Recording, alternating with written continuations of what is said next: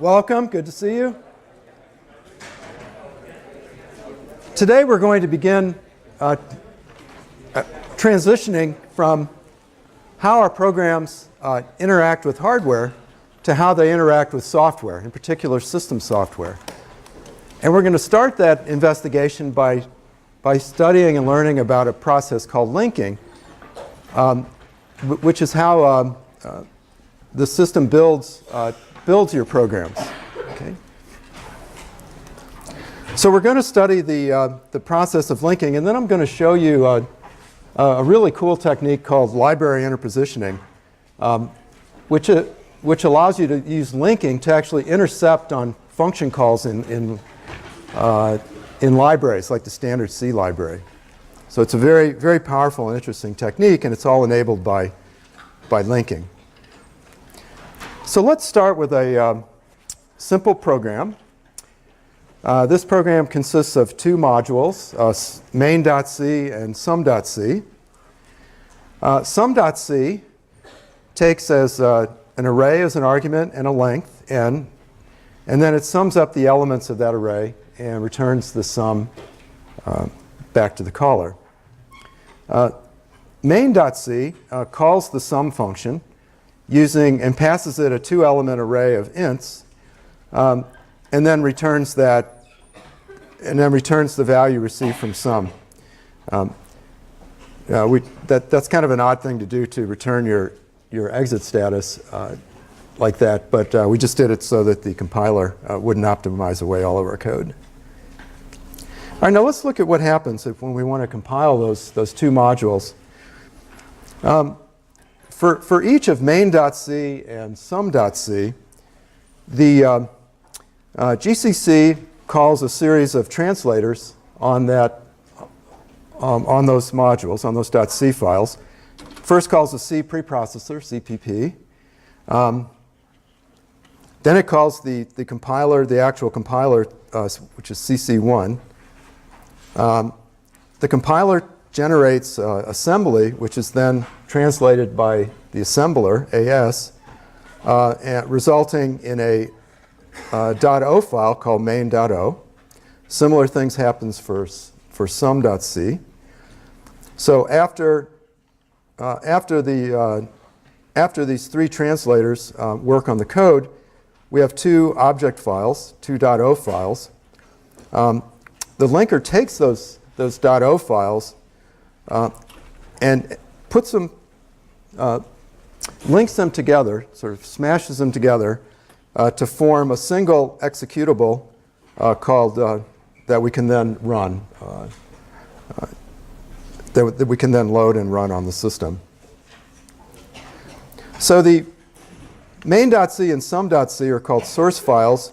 These .o files are object files that we were separately compiled, but and we call them relocatable object files because they can be combined together to form the fully linked executable object file. So why do we do it like this? Why do we allow this so-called separate compilation? Why don't we just have like one big file with all of our code in it? Well, there's a couple reasons. The first is modularity. So by allowing you to break your code into smaller pieces, you can put related functions into separate source files. You can define libraries of functions. So it's just good technique, and it allows you to kind of break your code up into nice modular pieces. The other reason is efficiency. So if we've broken up our program into multiple chunks, if we change, and if we only need to change one of the chunks, we don't have to recompile all the other modules, right? We can just recompile the one module that we changed and then link them all together again, right? So it's efficient in time. It's also efficient in space because you can take all of the functions in the standard C library. You could put them all together, but then the only functions that you actually get compiled and linked into your program are the ones that you actually call. Okay, so you can you can save space. You don't, normally you use only a small subset of the standard C functions, and so there's no point in linking all of those functions into your code if you don't need them. All right, so what do linkers do? Well, there's two main tasks that a linker performs. The first is called symbol resolution. So programs define and reference symbols, okay, what the linker refers to as symbols. And these are global variables and functions, okay, and the names, and those objects are referred to as symbols. So here we're defining a symbol called swap. Here when we call swap, we're referring to that symbol. Okay, that's a reference to the symbol. And here we're defining a pointer to an int called xp. So we're defining xp, and we're initializing it to the address of x. So that's a reference to x. Okay. So the symbol definitions are stored in the object file by the assembler in a symbol table, which is an array of structs, where each struct contains information about the symbol, like the name of the symbol, its size, and where it's located. Okay. Now, what we mean by symbol resolution is that during the linking process, the linker associates each symbol reference with exactly one symbol definition. Okay. So it's possible in multiple, why is this an issue? Well, it's possible, like in multiple modules, you may declare a global variable with the same name. The linker has to decide which one of those definitions to use for all subsequent references. Now, once the linker is associated a unique object with a unique symbol definition with each reference, then it does the second step, which is relocation. And during relocation, it merges all of the modules together into a single executable object module that can be directly loaded and executed on the system. So when it does this merging, it has to figure out where each symbol, each function, and each variable is going to be stored. Okay, and this is called relocation because initially functions are just stored at some offset in their object module, right? Because the linker doesn't know where those functions are actually going to be eventually loaded into memory. So before relocation, the address of a function in the object module is just its offset in the module, and similarly for data. During the relocation step, the linker decides on where each symbol is going to be ultimately located in memory when the program executes, and it binds those absolute memory locations to the symbol, and then it goes and looks at all the references to those symbols, and it updates those references so that now they point to the correct address. Okay, so figure out where stuff is going to go. For each definition, figure out where it's going to go, and for each reference, then update that reference so it now points to the right spot. So let's look at how these steps work in more detail. Before that, we need to define a few things. So there's three kinds of object modules that I've alluded to. There's the .o file, which is a relocatable object module. This is the output of the assembler. Okay, and it's a binary file, but it's not in any form that can be directly loaded into memory. It needs to be manipulated by the linker before it can be actually used. There's the executable object file, which is generated by the linker. These are called a.out files sometimes. Historically, the very first Linux systems, the executable, this sort of the default name that they the developers of Unix used. The default name for their executables was a.out. So that's just sort of a historical reason that it's called a.out. And then there's another type of object file called a shared object file, or .so file, which is a sort of a modern technique for creating shared libraries. And we'll look at those later today. Now, object modules come in a standard format called ELF format. And it's a unified format for .o files, for executables, and for .so files. They all use the same format, the same general format. So while these ELF binaries they're binaries, they're very structured, okay? And they're broken up into sections. At the beginning is a header that defines things like the size of the words, the byte ordering, whether it's a .o, an a.out, or a .so. So it just provides some sort of general information about this binary. And then there's what's a so-called segment header table, which it's only defined for the executable object files, and it indicates where all the different segments of the code are going to go in memory. So where does your stack go? Where do your shared libraries go? Where does your initialized and uninitialized data? Where does your code go? Right. So all these various sections are defined in the segment header table. And then there's the code itself, which is called the .text section for sort of arcane historical reasons. So .text is always code. And then that's followed by read-only data, such as the jump tables in switch statements. So text and read-only, the .text and .ro data have the property that they're both read-only. You don't write to them. Okay. Then that's followed by the data section, which contains space for all of your initialized global variables. And then there's a section called BSS, which defines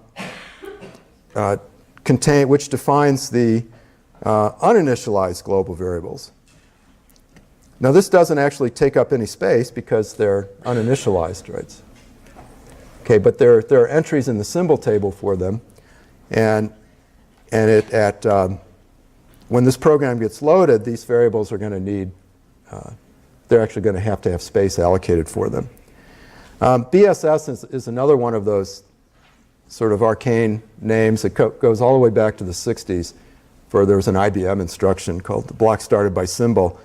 I think a better way to remember what it means is better save space. Okay, so you can, if you have a separate section for the uninitialized variables, since they're not uninitialized, they don't have to consume any room in the .o file. Okay, there's also a section for the symbol table. This contains, like I said, it's an array of structs for procedures, global variables, and anything defined with the static attribute. And each one of these symbols gets an entry in the symbol table. And then there's two sections called that contain relocation info. So this is the notes. When the linker went and identified all the references to symbols, it put a little note to say, I'm going to have to remember to fix the reference to this symbol up when I actually create the executable. So a relocation entry is just like a note that the linker, or that it's a note that the assembler makes to the linker to say, hey, you're going to have to fix up this reference because I don't know where this symbol is actually going to be stored in memory when it's loaded. Okay, and then there's a debug section that contains information that relates line numbers to in the source code to line numbers in the machine code. Okay, and so this is called .debug, and this is what you get when you compile with -G. And then there's a header table that tells you where all these different sections start. Now, to a linker, there's three different kinds of symbols. Global symbols are defined in some module M, and they can be used by other modules, right? So, I mean, did you notice if we have a program that consists of multiple modules, and we compile each one of those modules into a .o file, we'll be calling functions that are defined by other modules, right? Okay, so those, but there's no error. The compiler doesn't throw an error because it's assuming that those are defined in other modules, and it assumes the linker will be able to find them and determine the address. So anything that's defined with any global, either global variable or function name that's defined without the static attribute is a global symbol. Okay. Now, and then external symbols are kind of the flip side of that. External symbols are symbols that are referenced by some module but defined in some other module. Okay, so in our little running example, when main.c called the function sum, it was referencing an external symbol. Okay. And then there's local symbols, and these are symbols that are defined and referenced within a module. Okay, and those you create. This is different from local variables. Okay, the linker, local C variables are managed by the compiler on the stack. Linker has no idea about local C variables. Okay, in this context, when we talk about a local symbol, what we're talking about is a global variable or function declared with the static attribute that can only be referenced from within that module. So we say that the scope of a function or a global variable defined with the static attribute is limited to the module that it was defined in. Okay. So this is, in C, this is how we do abstraction. And this is how we can create sort of private functions and private functions that can't be called from outside that module. Okay. So for instance, if we want to make a library in C of functions, we want to make a collection of functions that other programs can then call, and link into their program and call. The functions that we want to make visible to other programs are defined without the static attribute. And the functions that we want to have private and just be internal, we declare with the static attribute. Okay. And that way we get abstraction and we get hiding, information hiding, and we're only exposing data and functions that we want to expose. All right, so let's look in detail how the symbol resolution step works. Recall our example program. So here we're referencing a global called array that's defined within main.c. Here we're defining main, a global called main.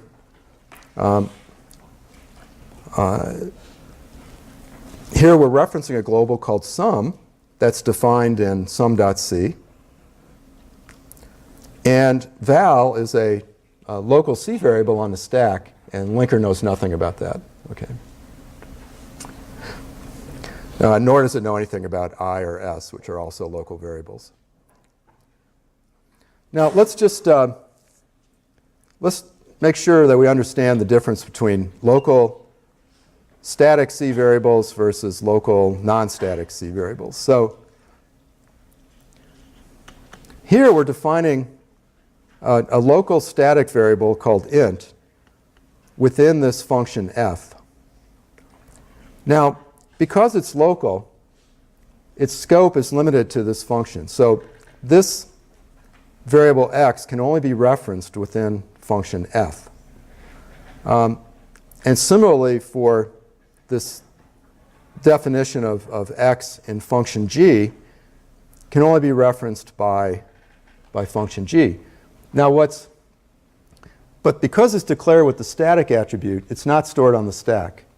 It's actually stored in .data, just like a global would be. So it's like a global in the sense that it's actually stored in .data rather than the stack. But it's like a local C variable in the sense that its scope is limited just to the function that it's defined in. Okay, so what the compiler will do, it'll allocate space for each definition of x. So and it'll give it some name to disambiguate it. So maybe it will call this one x.1 and maybe this one x.2. So these symbols are allocated in .data because they're initialized, and they get symbol table entries just like any other symbol. Okay, so I said that during symbol resolution, the linker associates each symbol reference to exactly one unique symbol definition. Now, how does it do that if there's multiple symbol definitions across all the modules? So to understand this, we'll define symbols as being either strong or weak. So strong symbols are either procedures or function names or initialized global variables. Weak symbols are uninitialized global variables. Okay, so int foo here is a strong symbol because it's initialized. We're initializing it. P1 is strong by definition. Foo is weak in P2.c. This definition of foo is weak because it's uninitialized, and the definition of P2 is strong. Okay, so that the rules that the linker uses are the following. Multiple strong symbols not allowed, so that's an error. Okay. So that means that if across multiple modules we declare a function with the same name, the linker will throw an error. That's not allowed. Given a strong symbol and multiple weak symbols, the linker will always choose the strong symbol.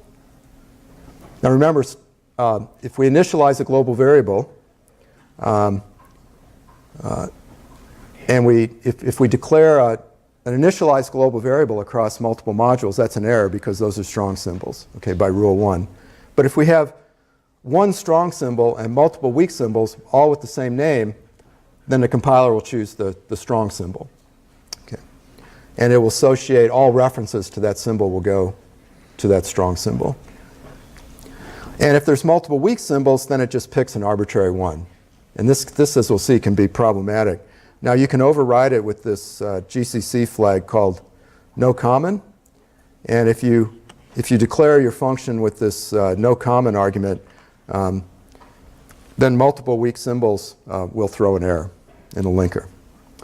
All right, so why do we care about all this stuff? Well, it turns out if you're not aware of this stuff, you can run into some really serious problems that are just perplexing and confounding. Right? So linker errors are like the worst kind. They're the hardest kind to debug because people aren't usually aware of what's going on inside their linkers. And usually it's only like the very best programmers that really understand how these linkers work and what kind of errors they can throw and how to debug them. So let me show you some examples of these kind of errors. All right, so we have a program. We have two modules, so each of these rectangles corresponds to a module. And we're defining P1 in each module. So that's two strong symbols. That's an error. Okay. Now here we're defining P1 and P2, so we're OK. But now we've got two weak symbols. Both are integers, variables called x. So, and if these modules are referencing x, the linker will just pick it will just pick one of these to serve as the definition. But is this really what you want? Now, in this case, it doesn't really hurt anything because x is declared in both modules as an int, right? So it'll just be some integer-sized variable that, and it'll be somewhere in, but it doesn't really matter which one the linker chooses. But we start to get into trouble if we declare these weak symbols with different types. So here we've declared an int x in one module and a double x in another module. So if we write to x, if the linker just arbitrarily chooses this symbol definition to use, now this is a symbol that of length 8, of size 8. If we, anywhere in this program, if the linker chooses that, then anywhere in the program, those references to x will be to this double word. Even in this module, if we reference x, it'll be an 8-byte write. So it'll overwrite y with the high order. Excuse me?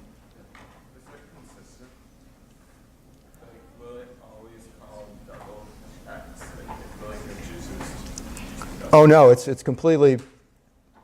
It'll just pick one arbitrarily, and you don't know. I mean,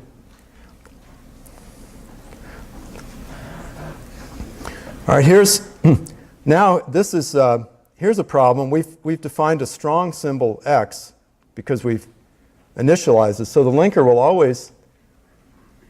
will associate all references to x to this integer-sized symbol. So if we write oh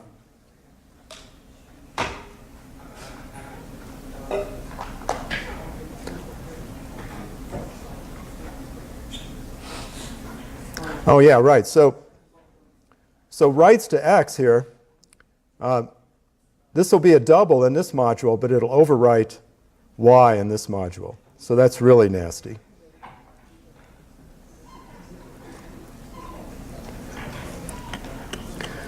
And here we're defining a strong symbol x. So references to x in this second module will always it will refer to this initialized variable, which might not, so it might not be what you want, right? You may be assuming that it's uninitialized in your code. Okay, and then you get the ultimate nightmare scenario. Suppose, because we're following a standard ABI, we can compile our code with multiple compilers. And this actually happens in some, oh yes, questions? Oh, well, just on the second to last one, if you write to x and p2, wouldn't the strong x and p1 still take preference? Oh yeah, actually you're right. It will still take preference, and you'll be writing a 4-byte quantity, which is what you want. So that slide's not quite right. So that. And then I have a quick question about something before. Oh yeah, well, what is the point of doing the static versus non-static if it's always being referenced just locally in your function anyway? What is the point of declaring it static? Is it stores it in the... No. It's if you reference a variable that's, you mean, so a variable is defined in your module, and then you defined locally within your function, like in the previous example. With the static. Right, with the static versus non-static, but right. They're both local variables anyway. Oh, they're both local. So you do this if you want a value to retain from. If you want that variable to retain value from invocation to invocation. So suppose it's usually a bad idea, as we'll see when we study threads, because it makes your code non-thread safe. But early random number generators would compute a pseudo-random number and then it would store it in a static variable, and then use that as the starting value for the next time you call that function. So whenever you want values to persist across function invocations, you would do static. Yes? So what happens if you try to write a double in the second to last one? Like something with length double. Will it crash or? That's what it is.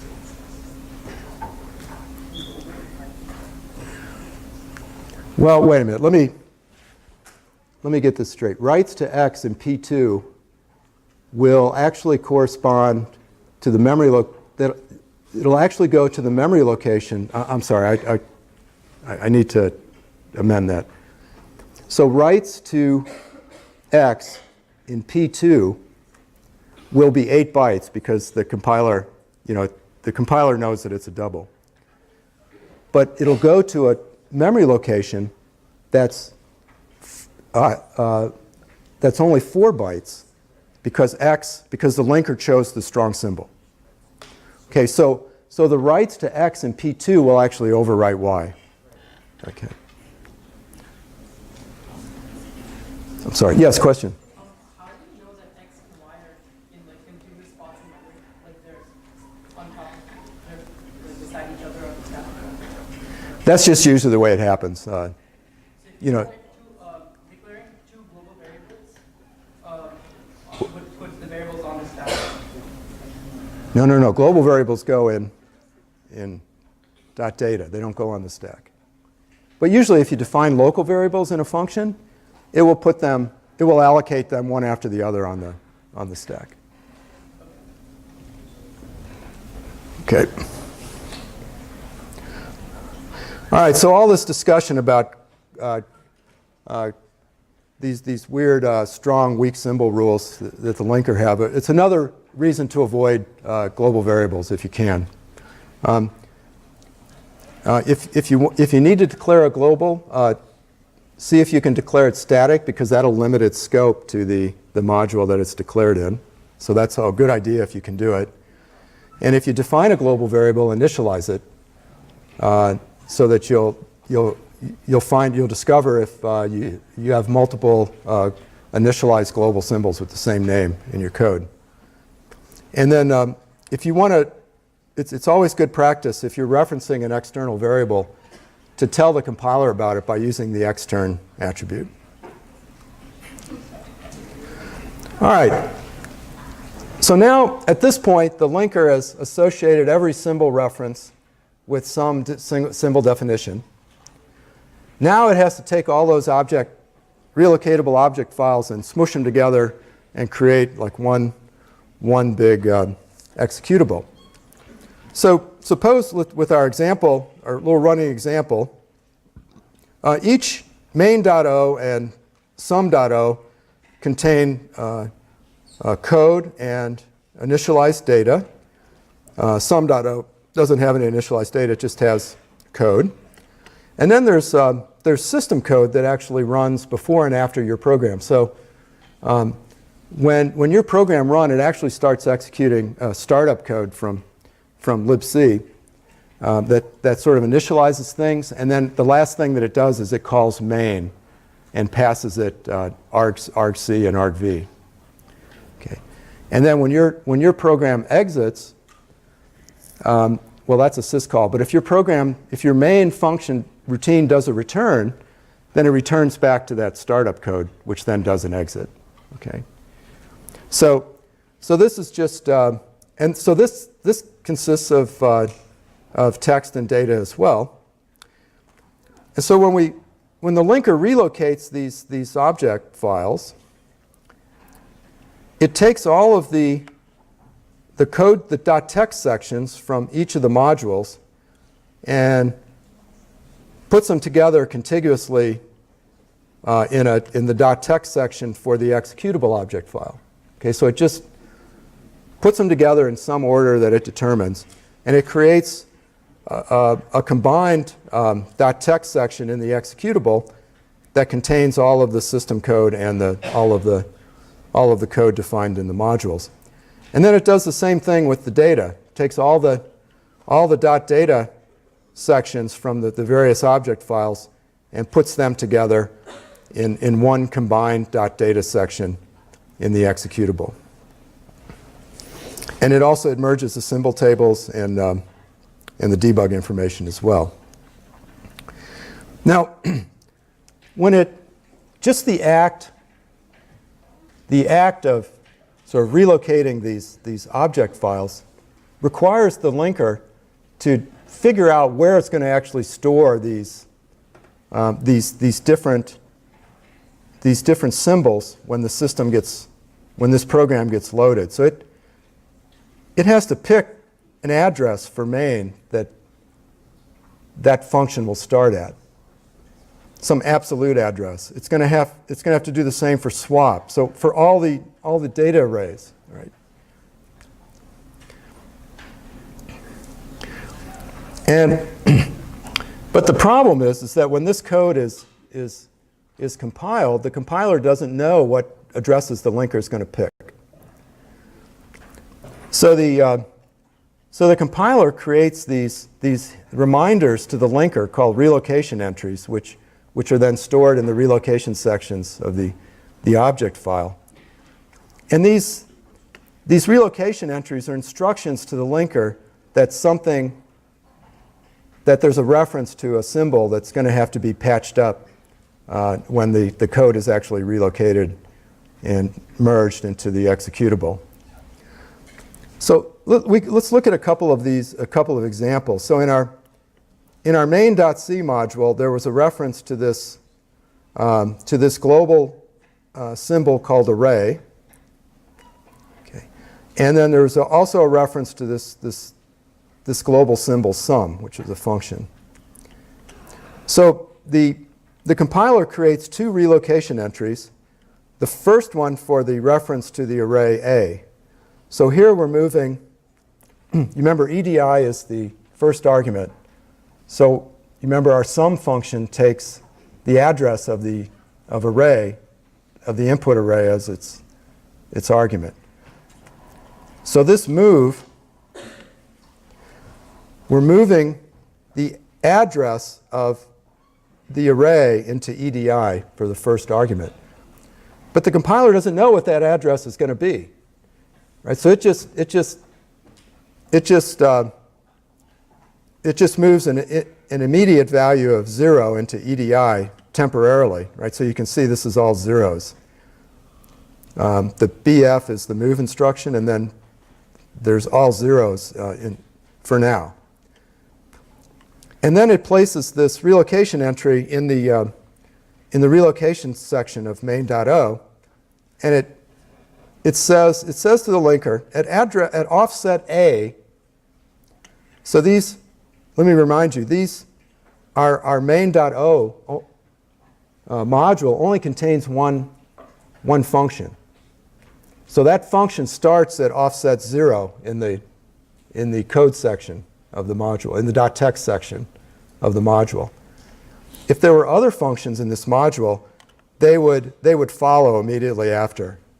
Okay, and so you can see what the compiler is. It's just generating offsets of these instructions from the beginning of the .text section, and it includes this relocation entry which says to the linker, hey, when you're relocating main.o, at offset A in this .text section, you've got a reference, a reference to an array in the form of a 32-bit address. Okay, so eventually the linker is going to have to patch up these. So this is address 9. This is address A. It's going to have to patch up the 4 bytes starting at address A with the absolute address of the symbol array. And then similarly, the reference to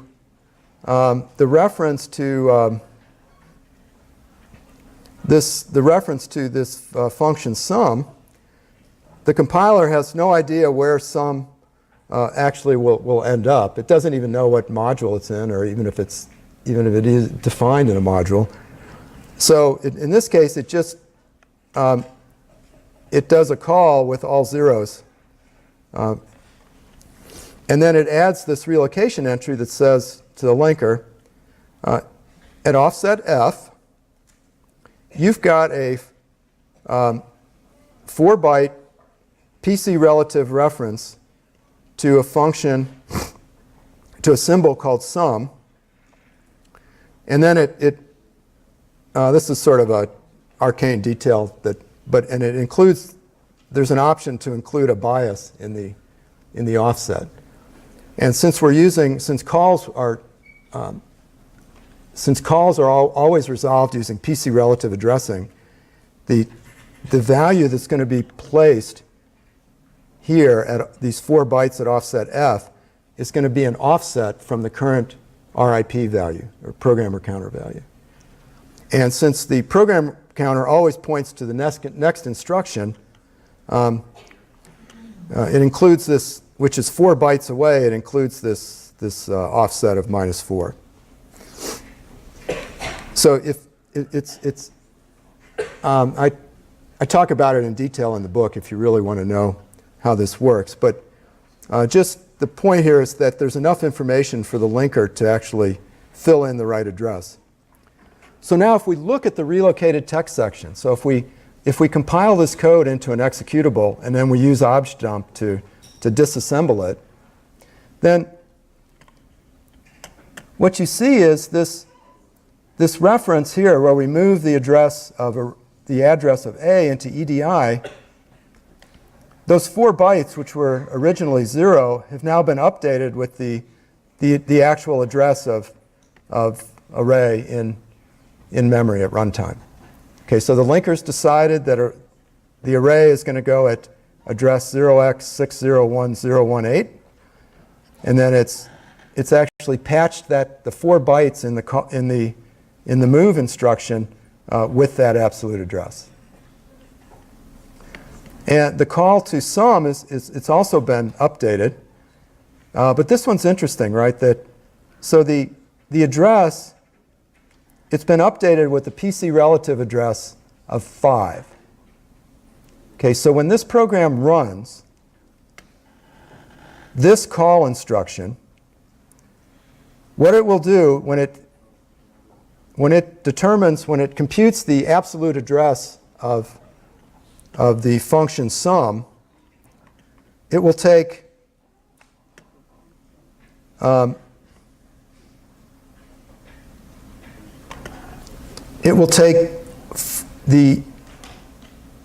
current value of the program counter, which is the next instruction, so 4004E3, and it will add to it whatever value is in this immediate field, okay, which is you interpret it as a 2's complement integer. So it can be relative, it can go minus or plus. In this case, it's saying that the function that you want to call is at 4004E3 plus 5, which is 4004E8, which is the address of sum. Okay, and so the linker does, the compiler has all the smarts. The compiler computed the relocation entry. The linker is just blindly going through each of those relocation entries and just doing what it's told. Okay, but the net result is that now all of these references have been patched up with valid absolute addresses.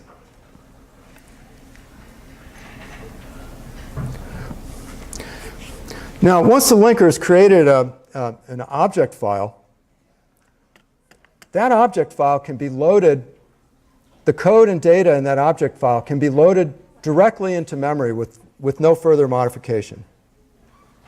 Okay, so if you look at all of the read-only sections in the executable, so there's this init section, which we don't have to worry about that. All the code is in the .text, and things like jump tables are in RO data. All of this data can be loaded directly into memory as is. Okay, so these bytes can just be copied directly into memory, and that forms a so-called a read-only code segment. The data in the .data and BSSX sections can also be copied directly into memory. Okay. And in the case of the variables in .data, they'll be initialized to a value that's stored in the symbol table. So we're drawing our memory here. This is the address space that every Linux program sees. And we're drawing addresses starting from 0 and going up, increasing as we grow up. And every program is loaded at this same address, 0x400000. And so the code comes directly from the object file. The data comes directly from the object file. And then that's followed by a runtime heap, which is created and managed by malloc. So when you dynamically need to allocate memory, like using malloc, that memory comes out of this heap, which starts immediately following the data segment and grows upwards. The stack is at the very top of the visible memory that's available to application programs.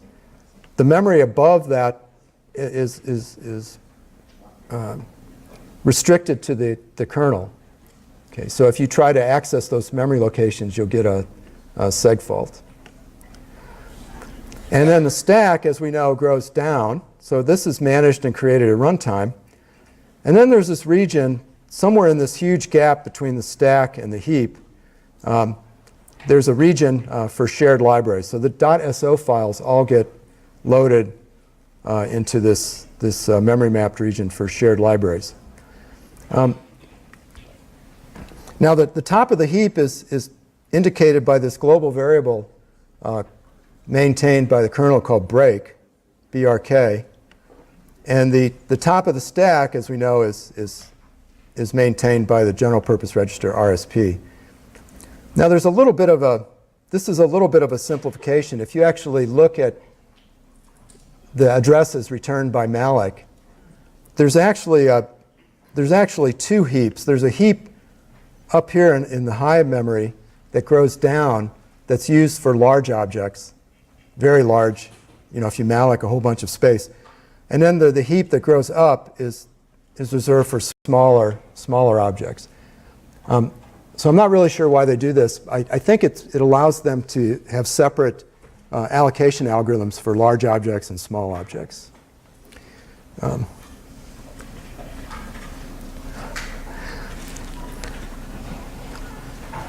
Okay, so one of the real advantages of linking is it allows us to create libraries of things. So it's always something we want to do as programmers. We always want to create abstractions and then present those abstractions to users, right? And we do that by creating libraries, defining an API. Yes? How much space is allocated for the heap? So how big can the heap grow? I think it just no. Actually, that's a good question. The things I've done, it just grows until it runs out of memory, right? So I don't think. Actually, that's a really good question. I mean, I've done those experiments, and it eventually reaches some limit.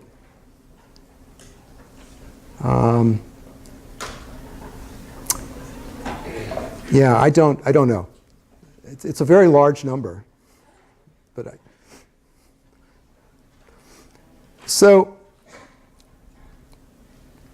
As programmers, we always want to abstract, define APIs, package up those APIs, and make them available to other programmers. So how can we actually do that? How can we make commonly used functions available to other programmers.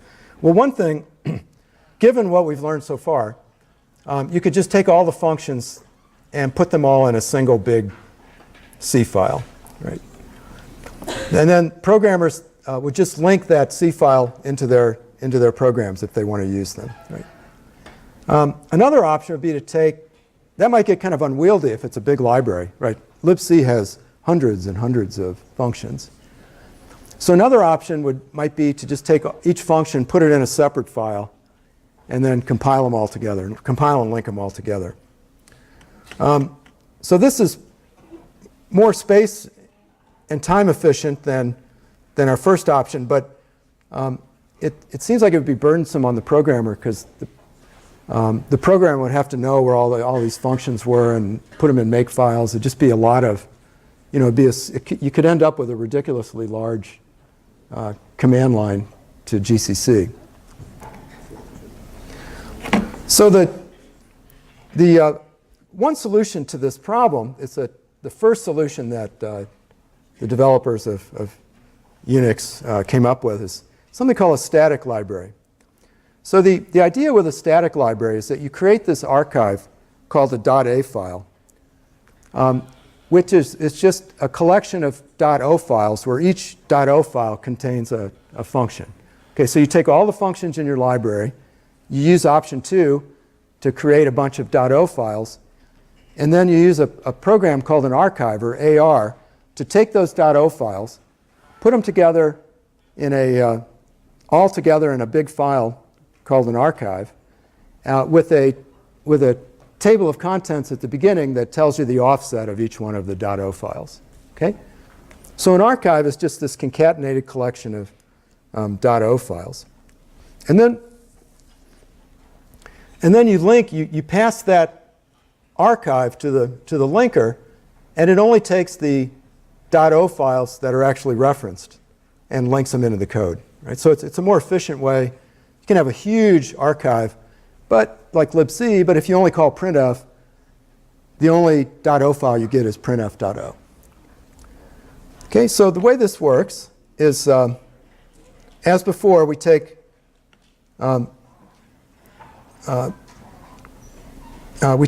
all the functions we want to put in our library. We run them through our translators to get .o files. We pass those to the archiver to get the archive. So in this case, libc.a, and which has this code for printf that we might want to use. Right? And so we can recreate that archive anytime we want. So if one of these functions changes, like say printf changes, you just recompile printf and then re-archive all of the .o files.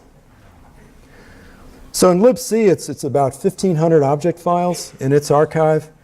Things like printf, scanf, simple integer math, and there's also a math library which has several hundred common functions for things like floating point math, sine, cosine, tangent, etc. These libraries, the convention is that a library always is prefixed with lib, this lib, and then sort of some indication of what it does. So now let's see how linking with these static libraries would work. So I've created a little example here. I've created a library called libvector.a, and it consists of functions that manipulate vectors. And this is a real simple library. It just adds, there's a function to add two vectors, x and y, together and return the result in z. And then another similar function that will do pairwise multiplication of two vectors. So xi times yi equals zi. And now I compile these two programs and I'll package them into an archive called libvector.a. And then in my main program, I'm going to call one of those functions addvec to add these two vectors x and y together.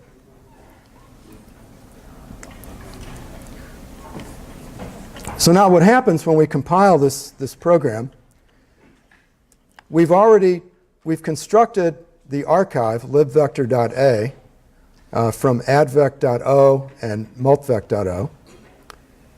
And we pass that archive to the linker along with our main2.o relocatable object file. And we also pass it libc.a, which has the definition of, which contains printf.o, and anything else that printf.o might call. So these three, the linker detects the reference to advec, the function advec, and so it just pulls advec.o out and ignores the rest. Similarly for printf.o. And then it compiles all those main2.o, advec.o, and printf.o all together into this fully linked executable called prog2c for compile time. So we're doing this linking at compile time when we call a GCC. Now, what the linker does when it's using static libraries, it scans all the .o files and .a files in order on the command line. So you're just typing GCC and then a list of .o files and .a files in some order. So during the scan, it keeps a list of the current unresolved references. Right? So if let's say it looks at main.o first and there's a reference to printf, well, that's an unresolved reference because printf's not defined in main.o. So that goes in a list of undefined references. And at some point or another, as each new .o file or .a file is encountered, the linker tries to resolve its list of unresolved references with the symbols that are defined in that .o file or .a file. And then if there's any entries in the list at the end of the scan, then there's an error. Okay? So that the key here is that the linker will try to resolve these references from left to right on the command line. And so this is another sort of important thing for you to know as programmers, because the order that you put your files on the command line actually makes a difference. Okay? So you can get sort of weird, baffling linker errors if you use the wrong order. So for instance, suppose we've got a function, an object module called libtest that calls a function that's defined in libmine.a. Okay, and so these dash L's, dash big L period, that says to look for library files in the current directory. That's what the dot. Look there first, and then look in the normal places that you look. And the dash lowercase l, it's like an abbreviation. We could replace this with just the fully spelled out libmine.a. Okay, but you'll see this lowercase l used a lot. So libtest calls a function that's declared in libmine.a. So the linker looks at the unresolved symbols in libtest.o, and it detects that there's this unresolved function. Let's say it's called foo, or no, it's called libfun. So and it puts it on the list, and then it goes on to the next command line entry, and that's libmine.a, and in there it finds this symbol libfun, and it resolves the reference to that, to libfun, to the actual address, the relocated address. Now, if we switch the order and we put libmine.a first, followed by libtest.o, well, there's no unresolved references in this library, right? It's just a collection of function definitions. So there's no unresolved references, so the linker looks at that. That's all good. And then it looks at libtest.o, and now there's an unresolved reference to libfun, but we're at the end of the command line, so that's a linker error. So you get this really cryptic error message. And if you didn't know about this ordering rule, you wouldn't have any idea how to debug it. Okay, so the static libraries are kind of the old-fashioned solution. The modern solution is to use dynamic libraries or shared libraries. So the reason there's this sort of newer form of libraries is static libraries have some disadvantages. So if you compile with static libraries, then every function that uses printf, or every program that uses printf has to have a copy of printf. Okay, but almost every program uses printf, right? So there's shared libraries provide a mechanism where there can just be there's just one instance of a shared library member like printf, and every program running on the system will share that one copy. Okay.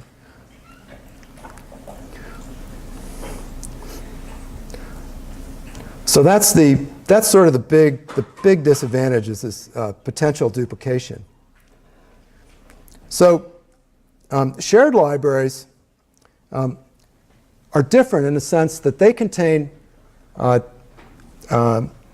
and data that are linked and loaded into the program not when it's compiled and linked into an executable object file, but actually when the program is loaded into the system. So linking of references to shared library objects is deferred until the program is actually loaded into memory, until the executable object file is actually loaded into memory.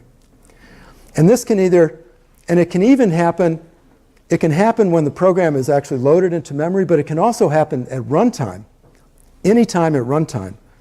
So you can be running a program, and that program can arbitrarily decide to load a function that's declared in a shared library. Okay, and I'll show you that. It's really cool. Now these things are often called shared libraries. They're called dynamic link libraries. Like in Windows, they're called DLLs. .so files, they're all reference the same thing.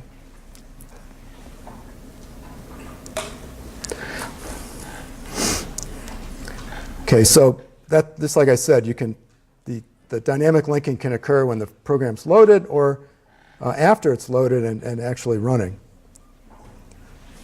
And there's this sort of big deal that shared library routines can be shared by multiple processes. And we'll look at this. This will make sense when we look at virtual memory, so don't worry about that now. But here's how the process works. So first we have to create, instead of creating an archive, we create a shared library. So our libvector routines, instead of creating an archive, .a file, we create a .so file using the shared argument to GCC.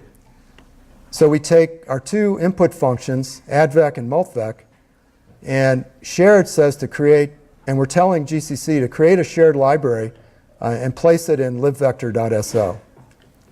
Okay, and there's also the C developers have created a shared library called libc.so that contains printf and other standard library functions. So we take our program, main2, this is the same program that calls addvec, and we compile it into main2.o, and we pass main2.o and these .so files to the linker. Now the linker doesn't, at this point, it doesn't actually copy, let's say we're using addvec or printf, it doesn't actually copy those functions or do anything with them in the executable. It just makes a note in the symbol table that those functions will need to be, the references to those functions will need to be resolved when the program is loaded. Okay, so it puts in a relocation entry that says, fix this up when you load the program. So it's partially linked, but it's not fully linked. You can't take a program, you can't take a executable file that was dynamically linked and load it directly. What you do is the loader, which is the execve system call, and we'll learn more about that, but this is just a syscall that loads executables into memory and runs them. The loader takes the executable, and then it takes the shared .so files that this program needs. Okay, the linker also made a note of which .so files it needs. So the loader calls the dynamic linker, which takes those .so files and then actually resolves all the references to any unresolved reference. Okay, so the address of advec, the advec, and printf functions isn't determined until the program is loaded, and it isn't determined by the dynamic linker until the program is loaded. So the dynamic linker goes through a similar process that the static linker did, sort of fixing up references to advec, references to printf, and then at that point the binary is in a form that can be executed directly. So, question? Yeah, I just have a cool question. From before, you said that it scans like your command line argument like in order. Yes. But what if you like include a file? Where does that go? Like if you include a file that's like in your same directory, so you don't actually type in the command line. Okay, the question is what happens if you include a file? So includes are handled by the C preprocessor. So they're gone. They're long gone by the time the linker gets around to it. Okay, so the C preprocessor just takes sharp sign define, sharp sign include, and interprets those and outputs another C program. So if you include a file, the C preprocessor just takes that file and just expands it, and the output C program contains an expanded version of all the files that you included. Okay.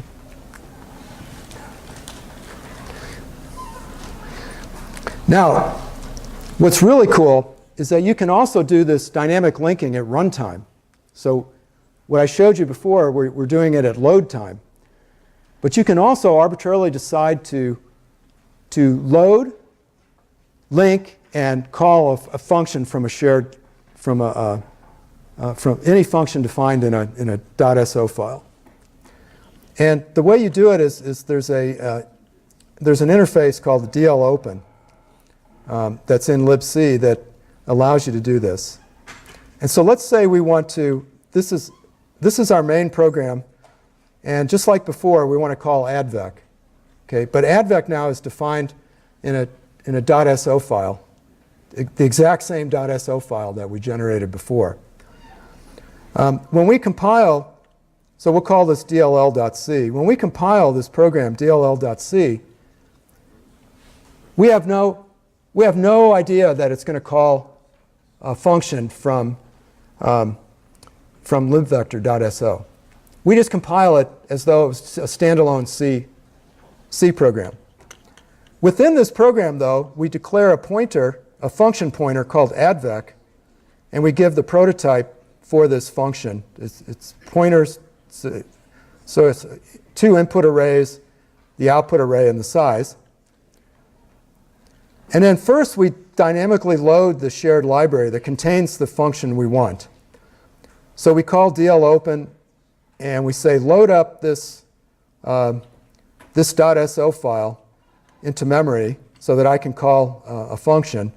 But don't resolve, don't worry about resolving the references to functions until I actually tell you to. That's the lazy part. And so what this DL open returns a handle that then you use in subsequent calls. Okay. So if the handle is null, there was some kind of error, like maybe this .so file doesn't exist. So once we've opened that .so file, then we use dlsim with the handle. So and then we give it we pass as a string the name of the function that we want to invoke. And what we get back from DLSIM as a pointer to that function. And then we can use that function just like any other function. So we can use that function pointer, and we will call it just as though it were a statically defined function. So you can see this is a very powerful technique. Right?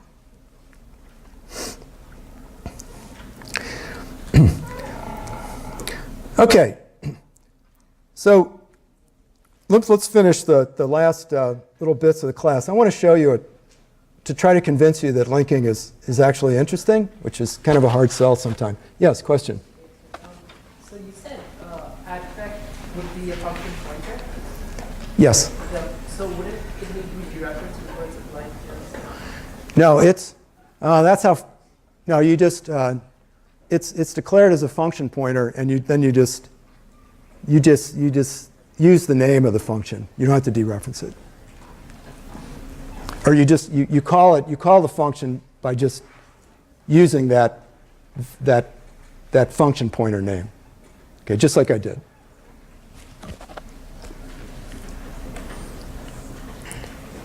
If you dereference it, you just get back a pointer value. You'd get back the address of that function. All right, so it's kind of a hard sell to convince you that linking is interesting, but I'm going to try. Okay, so there's this powerful technique called library interpositioning, and the goal is to intercept function calls from libraries and do something, intercept them for some reason. Right? So what we typically want to do is intercept a function call, maybe record some statistics or do some error checking, and then call the real function as intended. Right? So the idea is we're going to create wrappers, and when a program calls a function, what we're going to do is we're going to execute its wrapper instead. Okay? And we're going to do it without changing any of the source. Right? Now, there's a lot of reasons, there's a lot of applications for this. The neatest one that I know is that these Facebook engineers were trying to deal with this year-long bug in the Facebook iPhone app, and nobody could figure out what was going on. And they figured it out using library interpositioning. They figured out that there was something in the network stack writing to the wrong location, and they figured it out by intercepting all the calls from their Facebook app that did writes. So things like write, write-v, p-write. So they intercepted all those calls, and then they were able to, when they looked at the arguments and how those functions were being called, they determined the error. You can also use it for monitoring and profiling. Like, so if you want to know like how many times different functions get called, you can interpose. We use it for generating address traces. So your malloc, when you do your malloc lab later in the semester, you're going to be evaluating your malloc using traces that we generated from real programs using this interpositioning technique. Right? So we interposed on all the malloc and free calls in like Netscape. And then we just recorded what addresses and sizes malloc was returning and what blocks free was freeing up. And we just created a trace of those. And then, so let me show you how you would do this. So the idea, let's say we have this main program, and the idea is to trace all the malloc and free calls. So there's one malloc call and there's one free call. And we want to know what these addresses are, and we want to know what these sizes are. So we can do this at either compile time, link time, or runtime. To do it at compile time, we first write wrapper functions called mymalloc and myfree, where mymalloc calls the real malloc function, and then it prints out the size that it was called and the address that malloc returned. Okay, so this, when we run our program, it'll print out all these addresses, and it does the same thing for free. And then here's the trick. In malloc.h, we define malloc to be mymalloc, okay, and free to be myfree. And then we give the prototype for it so the compiler doesn't get confused. And then we compile mymalloc.c into a .o file. And then we call our program, which is our main program, int.c, for interpositioning. And we call that, and here's the trick. We call it with the dash cap I argument. And we say, look for any include files in the current directory. Okay, so this was similar to that L dash cap L argument. But because we tell GCC to look in the current directory first, so this is sort of where the interpositioning happens. Because when it does that,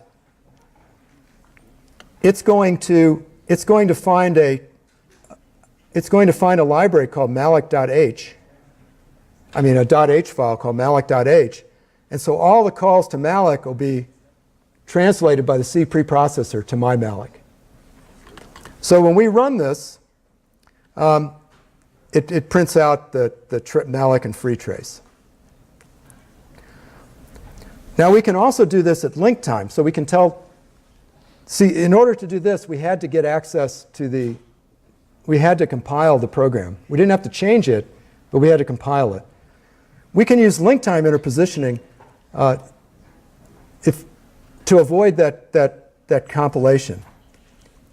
So the way this works, we define our wrapper functions with this special name __wrap malloc. And this calls the real malloc function and then prints out the information. And then at link time, then we do the interpositioning by calling the linker with this special -WL argument. And so what this does, the -WL flag to GCC says, hey, take what follows, the argument that follows, replace all the commas with spaces, and then invoke the linker with this argument. Okay, so what we're doing is passing a linker arguments to the linker. And this --wrap argument to the linker, it tells the linker to resolve all references to malloc as __wrap malloc, and all references to _real malloc should be resolved as malloc. Okay, so anywhere in the program where we call malloc, it'll be resolved to __wrap malloc, and it'll invoke our wrapper. And then the wrapper calls real malloc, which because of this flag resolves to the actual malloc routine. Now here you can also, and the really amazing thing is you can also do this interpositioning at load time and runtime when the program's loaded. So you don't even need access to the .o files. All you need is access to the executable. Right? And for every program we have access to the executable. So think about that. We can take any program and we can interpose on its library calls at runtime. So the way we do this is we write the wrapper function now uses the dlsym call that we saw before. And we call it with this special function, this special argument called next. And what this is saying is get the address of the real malloc. Okay, so and we're going to trick the linker into looking first to our implementation of malloc. But here we want the real one. So we're telling it to look in the next place, its next place that it would normally look, and fetch the address of malloc. So the result is a pointer, a function pointer called mallocp, and then we can just call that function to call the libc malloc, and then print out the data. Okay, and we do the same thing for free. We use dlsym in exactly the same way for free. And then the interpositioning now happens when the program is loaded. So notice, we build our main program now, int r for runtime interpositioning. We built it, we created our .so file, mymalloc.so, using the shared argument. And then we compiled int int.c into this executable called int.r. But notice there's no mention of mymalloc.so anywhere. And now the interpositioning happens when we actually run the program. And we do it, we affect the interpositioning by setting an environment variable called ld preload to mymalloc.so. And so this is an environment variable that tells the dynamic linker to look first in the value of ld preload is a list of locations. Look first in those locations to resolve references, and only later look in the normal system places. So we're saying to look in mymalloc.so for unresolved references first, and then we're invoking. So this is in Bash. This is how you initialize an environment variable. So we're initializing it to mymalloc.so, and then we're loading and running the program. And so all the references to malloc get turned into the references to the wrapper function, the malloc function that we defined in our program.